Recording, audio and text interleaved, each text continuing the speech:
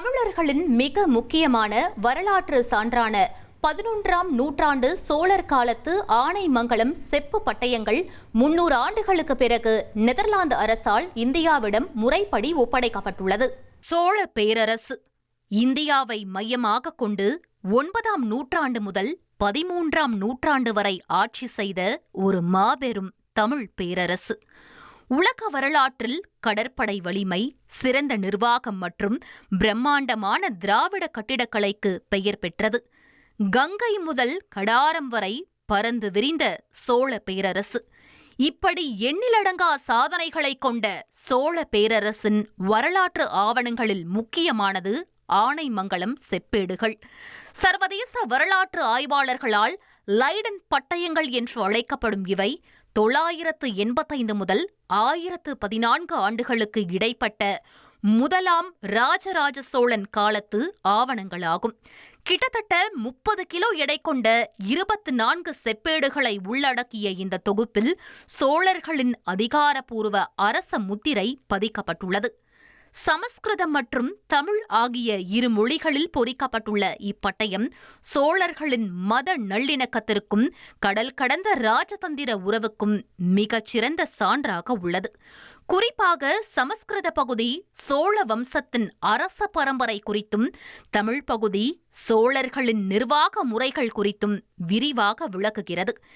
இன்றைய இந்தோனேஷிய பகுதியை அப்போது ஆட்சி செய்த ஸ்ரீ விஜய மன்னர் ஸ்ரீ மார விஜயோத்துங்கவர்மன் தனது தந்தை சூடாமணி வர்மனின் நினைவாக நாகப்பட்டினத்தில் சூடாமணி விகாரை என்ற பௌத்த மடாலயத்தை ராஜராஜ சோழனின் அனுமதி பெற்று கட்டியுள்ளார். இதற்காக ஆனைமங்கலத்தை சுற்றியுள்ள 26 கிராமங்கள் தானமாக கொடுக்கப்பட்டது இந்த செப்பு பட்டயங்களில் சாசனமாக பதிவு செய்யப்பட்டுள்ளது. இதனிடையே 17ஆம் நூற்றாண்டில் டச்சு கிழக்கு இந்திய நிறுவன ஆட்சியின் போது தமிழ்நாட்டிலிருந்து ஏராளமான வரலாற்று பொக்கிஷங்கள் கைப்பற்றப்பட்டு எடுத்துச் செல்லப்பட்டன.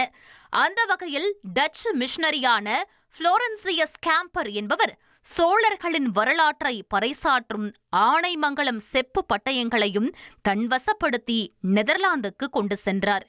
அதன் பிறகு 1862ஆம் ஆண்டிலிருந்து அந்த செப்பு பட்டயங்கள் நெதர்லாந்தின் புகழ்பெற்ற லைடன் பல்கலைக்கழக நூலகத்தின் ஆசிய பிரிவில் பாதுகாக்கப்பட்டு வந்தன. இந்த வரலாற்று சிறப்புமிக்க செப்பேடுகளை மீட்டு இந்தியாவுக்கு கொண்டு வர வேண்டும் என 2012ஆம் ஆண்டு முதல் தீவிர முயற்சி மேற்கொள்ளப்பட்டு தூதரக முயற்சிகளும் எடுக்கப்பட்டன. இதன் விளைவாக கடந்த 2022ஆம் ஆண்டு நெதர்லாந்து அரசு தனது காலனித்துவ கால பொருட்களை திருப்பி அளிக்கும் புதிய கொள்கையை செயல்படுத்தியது. அதனைத் தொடர்ந்து 2023இல் யுனெஸ்கோ அமைப்பின் சர்வதேச குழு தலையிட்டு இரு நாடுகளுக்கும் இடையே பேச்சுவார்த்தை நடத்த ஏற்பாடு செய்தது. இதில் எட்டப்பட்ட இறுதி முடிவின் அடிப்படையில் தற்போது ஆனைமங்கலம் செப்பேடுகள் முறைப்படி பிரதமர் மோடியின் நெதர்லாந்து அரசுமுறை பயணத்தின் போது திருப்பி ஒப்படைக்கப்பட்டுள்ளன. 1,28,00,000 மனங்களை வென்ற தந்தி டிவி யூடியூப் சேனல். தவிர்க்க முடியாத தம்ப்நெயில், கலக்கலான கான்டென்ட்ஸ். நீங்களும் இந்த குடும்பத்தில் இணைய இப்பவே சப்ஸ்கிரைப் பண்ணுங்க. அசுரபலம் கொண்ட எங்கள் டிஜிட்டல் கரங்களில் உங்கள் விளம்பரங்களை சேர்க்க வாட்ஸ்அப் பண்ணுங்க. 8939888838. Email advtthanditv@dttv.in.